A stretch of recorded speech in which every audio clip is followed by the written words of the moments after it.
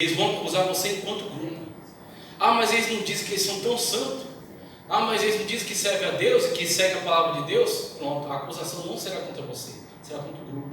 Assim, quando você acerta, não é você, é o grupo. Quando você defende, você não está defendendo você, está defendendo o grupo. Você representa, você faz parte do reino de Deus. Você é cidadão da terra, tem um CPF e um RG. Mais importante do que isso, você é um cidadão do céu. O nome de Cristo está sobre você. Quando você dá um bom testemunho, quando você defende a fé, você está defendendo o reino de Deus, onde você está. Você está fincando a bandeira do reino de Deus ali naquele lugar. Tá certo? Então isso é importantíssimo, como você querer. Porque devemos combater as heresias para defender a si próprio, é o A, e o B. Cadê o B? Para ajudar os outros na compreensão da própria fé. Então esses dois subtópicos aqui deixam muito claro. Primeiro, o ataque vem contra você. Mas quando você se defende, você está defendendo a fé. E quando você defende a fé, você está tanto fazendo a sua própria defesa, como também ajudando aqueles que iniciaram na fé e estão confusos ainda. A pessoa não tem conhecimento suficiente, ela está confusa. E os hereges estão cercando, estão tentando levar ela no engodo. Quando você se levanta e defende, você está ajudando a você e aqueles que estão fracos na fé. Você está trazendo essas pessoas para dentro da verdade, tá certo? O que são heresias, tá? Aí vai, subtópico 1, seitas e heresias. E o 2, heresias de perdição. Aliás, errei. Seitas e heresias é o subtópico 1. Heresias no Novo Testamento é o subtópico 2. E heresias de perdição é o subtópico 3. Cada um deles, veja. Primeiro, seitas e heresias, vem do termo aereses, do grego. Ele será traduzido tanto para heresia quanto para seita. Numa tradução mais geral, ele não tem necessariamente uma função, um entendimento tão negativo. É um entendimento um pouco mais ambíguo, mais neutro. Ele pode significar apenas partidos. Seitas pode significar apenas partidos. Por exemplo, no contexto do Novo Testamento, que é o subtópico 2, você tinha várias seitas do judaísmo. O que são seitas do judaísmo? São diferentes partidos. Eles todos estão dentro do judaísmo, creem no mesmo Deus, têm as mesmas práticas, só que tem algumas ideias que são diferentes. Os fariseus são um grupo. Junto com os fariseus, geralmente você tinha os escribas. Por quê? Os escribas são os técnicos. Eles fazem a cópia da lei, a cópia dos textos. Então eles têm um conhecimento muito profundo do texto. Eles são técnicos. Os fariseus, eles são professores. Então os fariseus, eles lidam principalmente com a sinagoga. A sinagoga não é um ambiente de sacrifício. A sinagoga é um ambiente de leitura e de cântico. Então eles tinham ali alguns cânticos, tinham a leitura da Torá, tinham orações, tá? Mas não sacrifícios. Aí, fariseus e escribas. Que outro grupo você tem? Você tem os saduceus. Aí os saduceus são grupos ligados aos sacerdotes. E nos sacerdotes, vocês têm a operação deles no templo.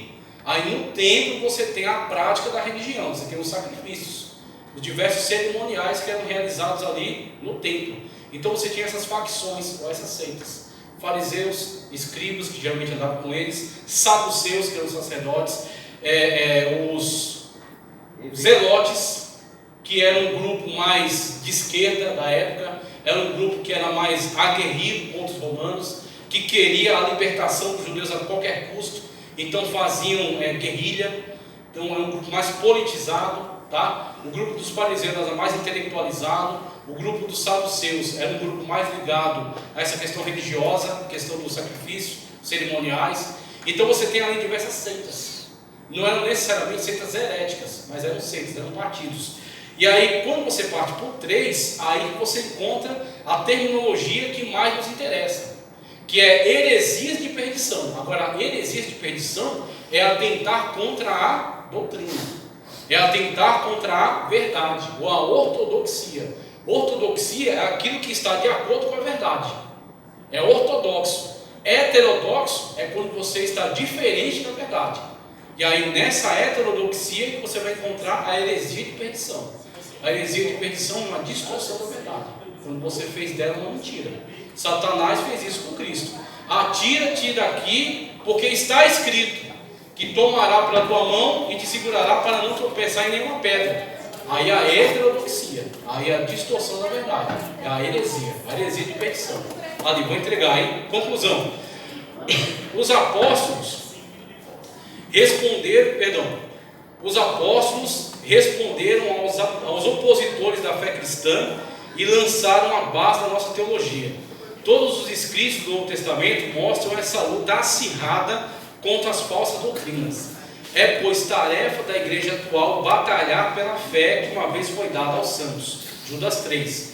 Finalizamos com a seguinte pergunta para a reflexão: estamos a fazer pela verdade, olha só a pergunta, estamos a fazer pela verdade o que esses agentes da heresia fazem pela mentira? Essa é uma pergunta que é constantemente repetida por um homem que considero ser um grande apologista da atualidade, chamado João Flávio Martinez, do grupo chamado CACP.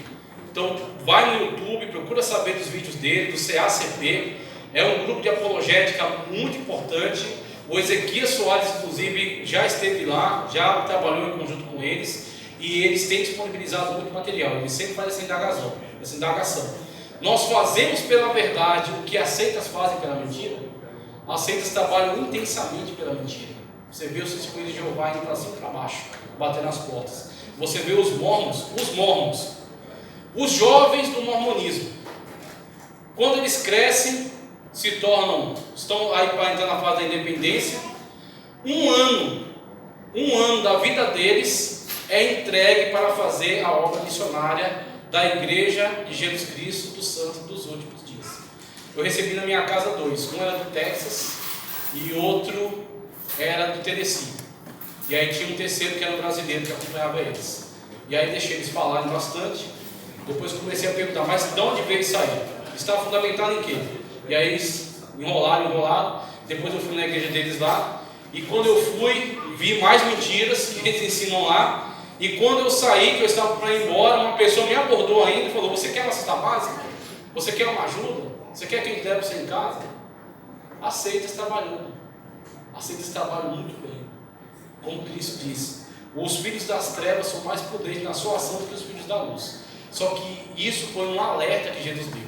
Vamos mudar essa realidade e vamos nos empenhar na obra de Deus. Por quê? Nós temos que lutar, como Judas disse, nós temos que batalhar pela fé que uma vez foi dada aos santos. Muito obrigado pela oportunidade. Passei 4 minutos, agradeço e peço desculpa aqui por ter estourado um pouco tempo.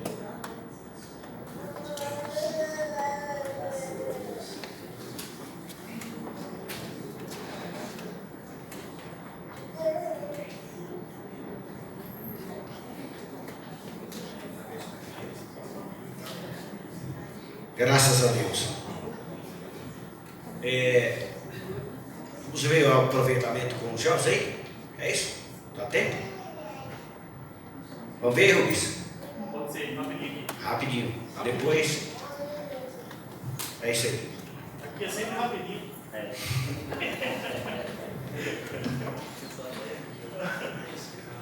o valor do Rubens, já está estabelecido. Eu sou da Igreja do Pai do Senhor. Amém. A gente teve um início de lição bem abençoado, depois de 2 semanas de folga, né? Então vamos pegar o ritmo de novo, para engrenar essa maravilha.